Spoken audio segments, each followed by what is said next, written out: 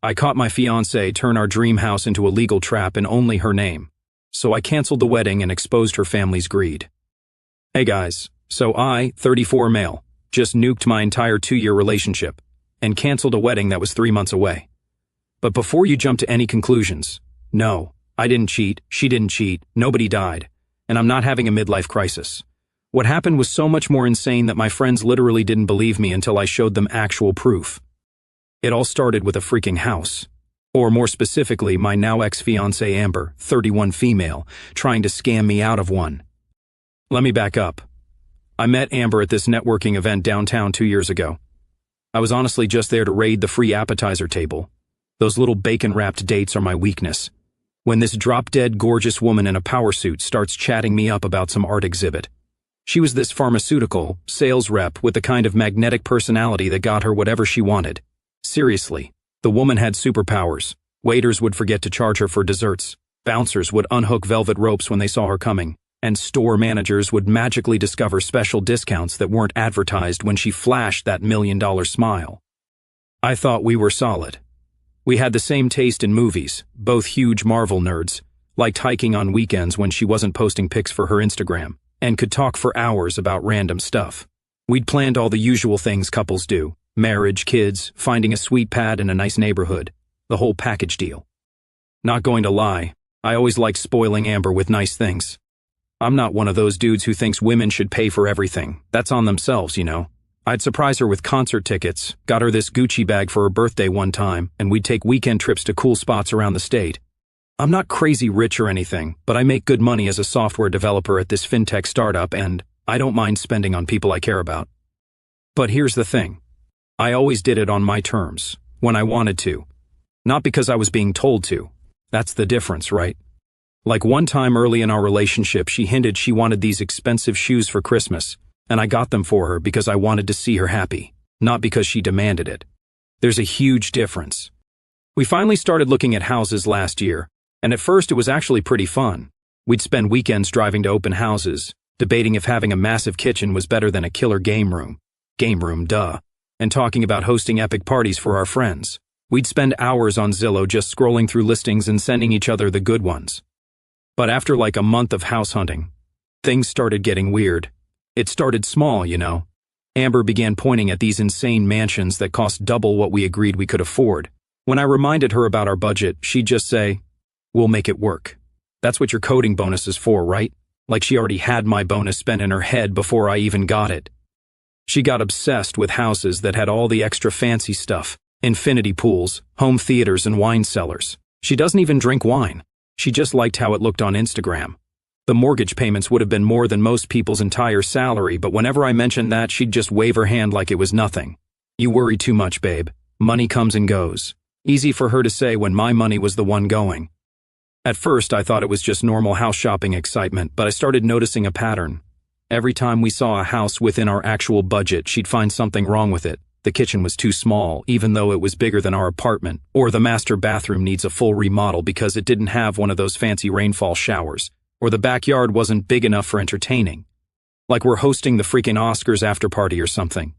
But the houses that were way beyond our budget, those were always perfect and exactly what we need and worth stretching for. I started getting this uneasy feeling in my gut, but I ignored it because, well, I loved her and thought maybe I was just being cheap or something. Then her friend Tiffany, who I never liked by the way, got engaged to this hedge fund bro who makes stupid money. Suddenly Amber's Instagram feed was full of Tiffany's new beachfront condo and her designer shopping sprees that her fiancé paid for. I could literally see Amber getting more obsessed with these expensive houses after every brunch with Tiffany. I overheard them on the phone once, and Tiffany was saying, "Girl, if he really loves you, he'll buy you whatever you want. That's what real men do." And Amber was eating it up like it was gospel. But I didn't say anything because I didn't want to be that guy who talks trash about his fiancé's friends. We had been saving for a down payment, and I had put away a pretty decent chunk from my last few bonuses. I'm good with money, always have been. My parents taught me to save early and invest smart. Amber, on the other hand, was all about that treat-yourself lifestyle: designer clothes, $200 haircuts, $80 candles that smell exactly like the $10 ones at Target. But whatever, I figured we balanced each other out.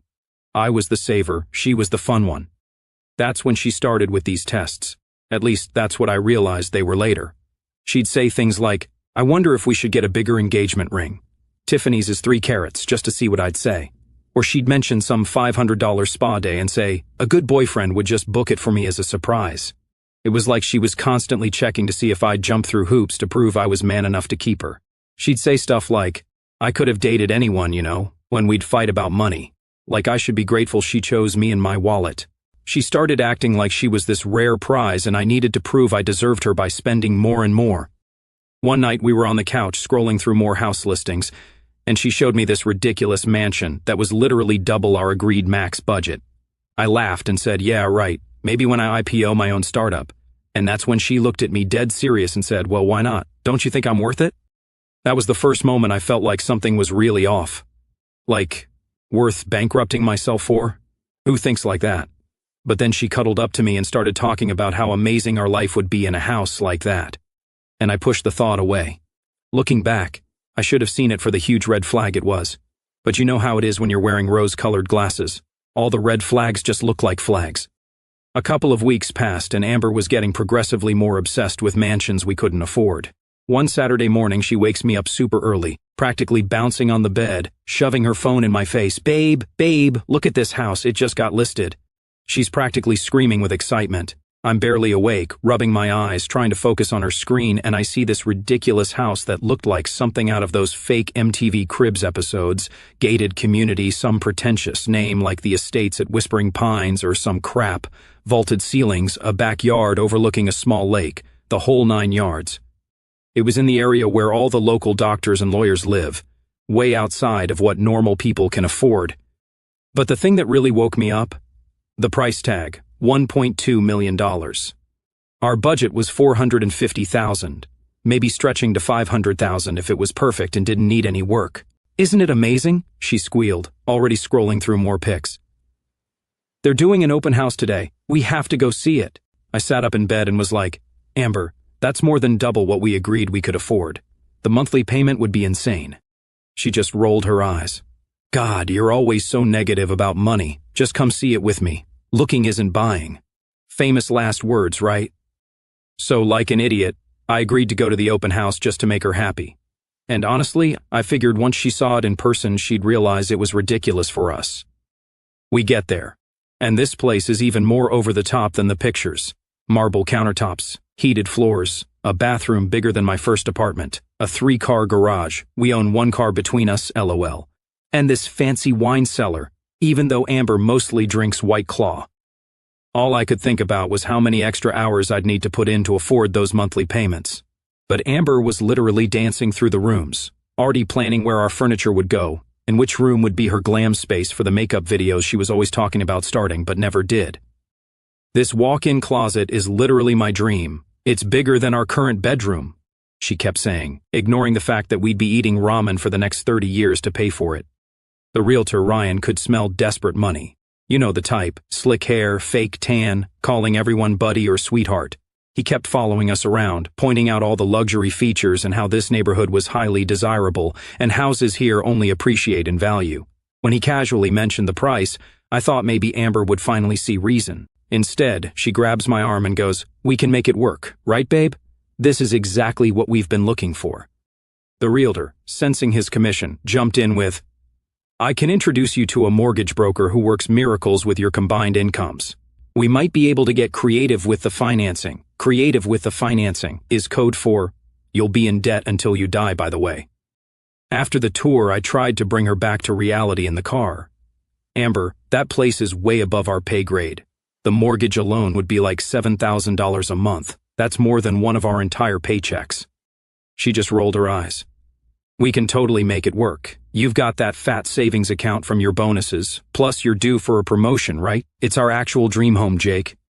The fact that she was already planning to spend my future promotion money that I hadn't even gotten yet was setting off all kinds of alarms in my head. That night, we had our first serious fight about money. We were supposed to go out to dinner with friends but ended up canceling because we couldn't stop arguing. She kept saying we needed a statement property that reflected our status. I shot back that we'd be just as happy in a place that didn't bankrupt us every month. "What status?" I remember asking her. "We're a software dev and a pharma rep, not celebrities." It's about the life we deserve, she said, like we were owed a mansion for some reason. Don't you want people to see how successful we are? I told her I didn't care what people thought of our house. I cared about being able to sleep at night without worrying about money. She called me small-minded and lacking ambition. The fight lasted for hours. Eventually, she stormed off to take a bath, and I sat on the couch trying to figure out when she turned into this person I didn't recognize. This wasn't the Amber I fell in love with. A few days later, I was grabbing her phone, with her permission, to order food when a text from Tiffany popped up. I know it's wrong to read someone's texts, but the previews showed my name, so I clicked on it. There was a whole conversation about the house we'd seen. Amber, it's perfect, but Jake keeps whining about the price. Tiffany, men never understand investing in quality. Brad bought me this condo, no questions asked. Amber, how do I get Jake to step up? He has the money, but he's so cheap. Tiffany girl, you need to test him. Brad says men need to prove they can provide. If he won't buy you your dream house, maybe he's not the one. There was more, but I stopped reading, feeling sick to my stomach. So that's what this was about, testing me, seeing if I'd bankrupt myself to prove I was good enough for her. I didn't confront her about the texts, maybe I should have, but I wanted to see how far she'd take this. Later that day, I was venting to my buddy Chris about the situation, and he pointed out something I hadn't considered. Dude, has she actually talked about how she's going to contribute to buying this place, or is it all on you? I realized she hadn't mentioned her part at all. It was all your savings and your stock options and your promotion, nothing about what she would bring to the table financially. When I brought this up to her, she looked genuinely confused. But you make more than me, she said, which was true, but not by that much. And anyway, I'll be decorating the whole place. Do you know how much work that is? Like picking out throw pillows is the same as coming up with a $250,000 down payment. I found out later from her coworker, who became a good friend after all this, that Amber had been talking about this house to everyone at her job, already planning a huge housewarming party, telling people she was finally going to have a proper entertaining space. She was acting like the house was already ours, already planning how she'd show it off to make others jealous. The whole thing just felt gross. It wasn't about finding a home for us, it was about her having a status symbol she could brag about, and I was just the wallet that would make it happen. A few days after that house drama fight, things were tense between us. Amber was doing that passive-aggressive thing where she'd sigh really loud whenever we scrolled past that mansion on Zillow or make comments like, I guess some people just don't dream big while watching HGTV. Real subtle, right? I was trying to be mature about it, showing her more reasonable houses in our actual price range. But she'd find something wrong with all of them. The kitchen's too small. The master doesn't have a sitting area. The neighborhood isn't prestigious enough. It was never ending. Then one night we're eating takeout on the couch, and completely out of nowhere she drops this absolute nuclear bomb on me. So I've been thinking about the financing for the lake house, she says casually, like she's talking about what movie to watch next. What lake house? I ask, mouthful of pad thai. You know, our dream house by the lake, she says, rolling her eyes like I'm being deliberately stupid. I've been running the numbers, and I think I figured out how to make it work. I'm instantly suspicious, but also kind of curious what financial gymnastics she's come up with. Oh yeah, how's that? She takes a sip of her drink, all casual-like, and says, well, if we put the house solely in my name, we might qualify for first-time homebuyer benefits, plus we could structure the taxes better. I literally froze with my fork halfway to my mouth. Wait, what? Why would the house only be in your name if we're both paying for it? She gives me this look like I'm being difficult on purpose, because as the future lady of the house, my name should be the only one on the title. It's traditional. Traditional? What century is she living in? I've never heard of this tradition in my entire life. That makes zero sense, I tell her, especially since I'd be paying most of the down payment. If anything, it should be in both our names since we're getting married. That's when she gets all defensive, saying it's a symbolic gesture of trust. I'm sitting there thinking I'm in the Twilight Zone or something. She wants me to fork over my life savings, take on a massive mortgage, but have zero legal ownership of the property. What person in their right mind would agree to that? The conversation just got worse from there. I kept asking why she needed the house in just her name, trying to understand her logic. Was she worried about my credit? Did she think I had debt I wasn't telling her about? Was this some weird tax thing her dad told her about? But every time I asked for a straight answer, she'd dodge with some vague I just want to feel secure, or I need to know it's truly mine. None of it made any actual sense. For the next week, things were tense between us. She wouldn't drop it, always circling back to I want it in my name and that's non-negotiable. It was like talking to a brick wall. Then I found out who was really behind this whole scheme. Her dad, Richard. Holy crap, I should have seen it coming. Richard has always been weird about money and control. He's this old-school accountant who still uses a physical ledger to track his expenses and thinks credit cards are the devil's wallet. He's always been weirdly controlling about Amber's finances, still making her forward him her bank statements every month to review, even though she's 31 years old. Who does that? Anyway, Amber had dinner with her parents that weekend. I couldn't go because of a work thing. Thank God. And when she came back, she was even more determined about the house in her name thing.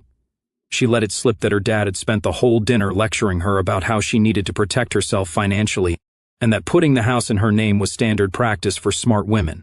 I found this out because she literally said, "Dad says all intelligent women put assets in their own names, even when married." "Oh, so your dad is behind this?" I asked. Things suddenly made a lot more sense. She got super defensive. "Dad's just looking out for me. He knows about these things. He's an accountant." Yeah, an accountant who files taxes for a local car dealership. Not exactly a financial guru. But in Amber's eyes, her dad knew everything about money. I tried to reason with her. "Amber, what your dad is suggesting isn't normal. Married couples typically own property together. What's mine is yours and what's yours is mine, right? That's kind of the whole point of marriage." She crossed her arms and got that stubborn look. "That's old-fashioned thinking. Dad says modern women need to be independent. There's a difference between being independent and straight-up scamming your fiancé," I pointed out, which didn't go over well. That night she called her dad and put him on speaker, I guess thinking he would convince me. Richard started talking to me like I was a complete idiot who didn't understand basic finance. "Listen, Jake," he said in that condescending tone that made me want to throw my phone out the window, "this is a simple asset protection strategy. If the house is in Amber's name, then it's shielded from any potential business liabilities you might incur as a software developer." "What business liabilities? I'm an employee, not a contractor. I don't even have my own business." This made zero sense. "Also," he continued, "in the unlikely event that you two separate, this provides Amber with security. AKA, in case you divorce my daughter, she gets to keep the $1.2 million house you paid for." I tried to explain that I understood asset protection, but what they were proposing was completely one-sided. Why not a prenup that protected both of us? Why not both names on the deed with a legal agreement about what happens if we split? Richard just talked over me. "Jake, if you truly respect my daughter, you'll want her to be secure. A man who can't provide that security isn't the right man for her." And there it was. Another test of whether I was man enough for Amber. If I didn't agree to financially screw myself, I wasn't worthy of her. That's when I realized this wasn't just about a house. This was about control. Her and her dad were testing me to see how much they could take advantage of me. If I gave in on this, what would be next? Joint bank accounts that only she could withdraw from? Life insurance policies with her as the sole beneficiary? The more I thought about it, the more I realized how messed up it was. I'd always been generous with Amber, buying her nice gifts, taking her on trips, never complaining when she wanted expensive dinners or concerts. But I did those things because I wanted to, not because she or her dad manipulated me into them. This felt different. This felt predatory, like they saw me as nothing but a wallet with legs. I needed some outside perspective, so I called my brother, who's always straight with me. I explained the whole situation, half expecting him to tell me I was overreacting. Instead, he was like, "Dude, what the actual heck?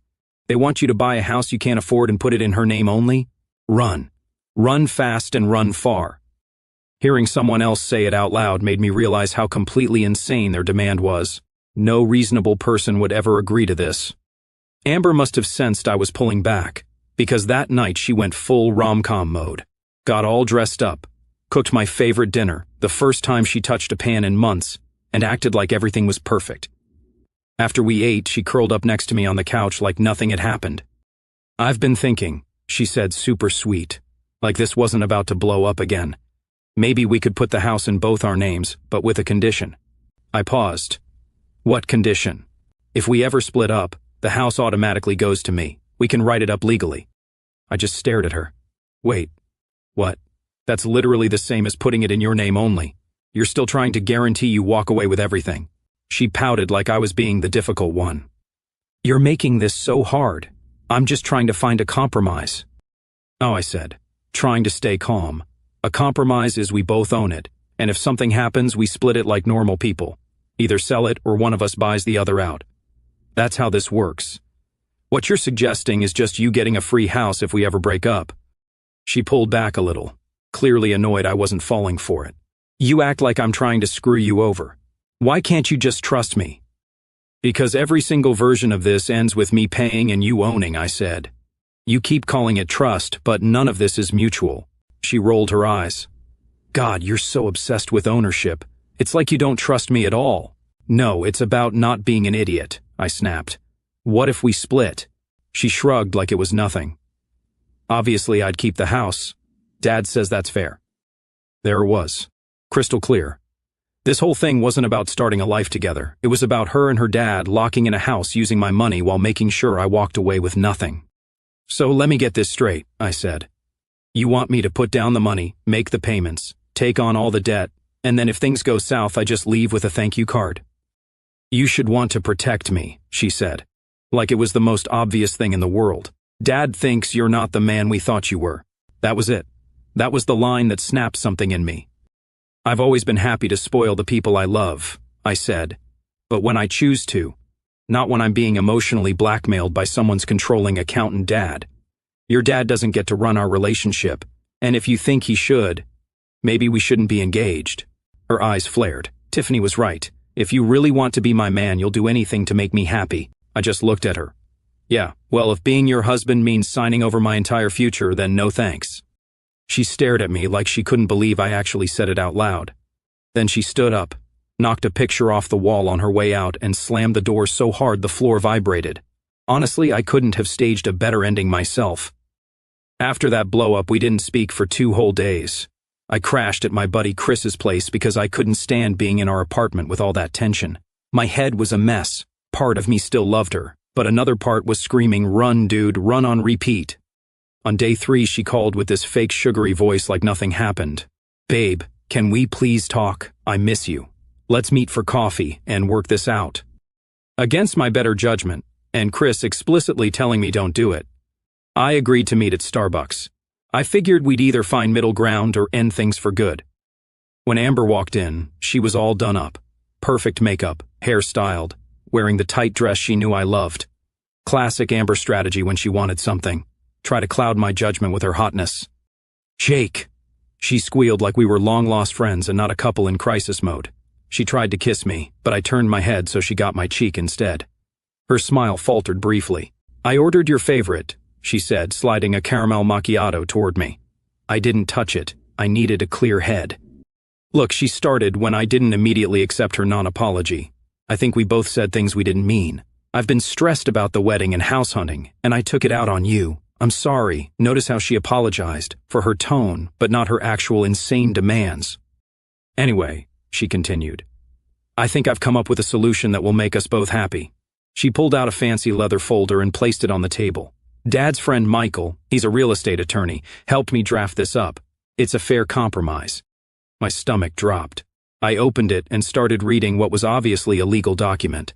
As I skimmed through the legal jargon, I felt physically sick. This wasn't a compromise. It was worse than her original demand. The gist was, 1. I'd be solely responsible for mortgage payments, taxes, insurance, and maintenance. 2. The house title would be 100% in her name only. 3. If we divorced, I'd have zero claim to the property or any equity. 4. Any improvements I paid for would be considered unconditional gifts to her. 5. I'd be required to list the house as my primary residence for tax purposes. It was like a rental agreement, except I'd be paying for the entire house and getting nothing in return. "Are you serious with this?" I asked. "This isn't a compromise. This is even more one-sided than what you originally proposed." She rolled her eyes. "Did you actually read it? It protects both of us." "How exactly does this protect me?" I flipped through the pages. "Show me one clause that gives me any protection." She leaned forward, speaking slowly like I was stupid. "You get to live in a beautiful home that would otherwise be out of our reach. Your credit score will improve from making mortgage payments, and you get me as your wife. That's your benefit." I couldn't believe what I was hearing. You want me to take all the financial risk while you get all the benefit? What kind of partnership is that? She sipped her coffee like this was a normal conversation. Every relationship involves give and take. You get me as your wife, and I get the security of a home that's mine. Dad says it's more than fair. I just slid the folder back across the table. You're right about one thing, the wedding is off. But I'm the one calling it off, not you. The look of shock on her face was almost comical. Her mouth literally dropped open. Clearly she'd expected me to cave. What are you talking about? She stammered. Are you seriously dumping me over a house? I kept my voice steady. I'm ending our engagement, because you've shown me that money and property matter more to you than partnership or love. This isn't a marriage, Amber. It's a financial trap designed by you and your dad. She looked panicked. You're making a huge mistake, she hissed. Do you have any idea how many guys would kill to be with me? Then go find one of them, I said, standing up, preferably one with a bigger bank account, since that seems to be your main criteria for a husband. As I turned to leave, she called after me. You're going to regret this. No one walks away from me. My dad was right, you're not man enough for me anyway. I just walked out, feeling like a massive weight had been lifted off my shoulders. The wedding was off, and somehow I had to pick up the pieces and move forward. The first few days after the Starbucks showdown were a blur of damage control. Calling my parents to tell them the wedding was off went surprisingly well once they understood the situation. My mom actually said, "Thank God you found out now." My friends were even more supportive. Most had seen the red flags with Amber long before I did. My buddy Mike actually said, "Finally, dude," when I told him. Meanwhile, Amber was on her own damage control mission, but with a very different message. She was telling everyone that I dumped her because I was too cheap to provide a proper home for her, painting herself as the victim of my alleged financial cruelty. He refused to put the house in my name even though I just wanted security, she told our friends, conveniently leaving out the part where I'd be paying for everything. I wasn't going to stoop to her level, but I also wasn't going to let her trash my reputation. When people asked me directly what happened, I'd just say, Amber wanted me to finance a $1.2 million house. That would be legally 100% hers even if we divorced. I didn't think that was fair. She disagrees. That simple statement was usually enough to make people question her version of events. Richard, Amber's dad, took things to another level. This dude actually called my boss to say I was emotionally unstable and shouldn't be trusted with important projects. Luckily, my boss told him it was inappropriate to discuss personal matters in a professional context, then gave me a heads up about the call. Moving out of our shared apartment was another hurdle. I coordinated with Amber to go when she wouldn't be around and brought friends to help me move quickly. The place was a mess when I got there. Amber had gone through my things and some of my stuff was missing.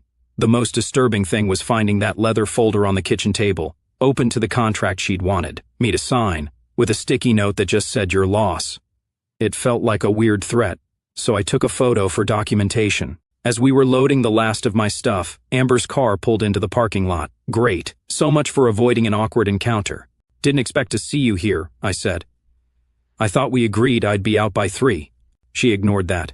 Jake, can we please talk alone? She glanced at my friends. Anything you need to say, you can say in front of my friends, I replied. She crossed her arms. Fine. I think you're making a huge mistake. We had a good thing going and you're throwing it away over a stupid misunderstanding. It wasn't a misunderstanding, I said. You were very clear about wanting me to finance your free house. It's not a free house, she snapped. It would have been our home. I just wanted it in my name for security. Security from what?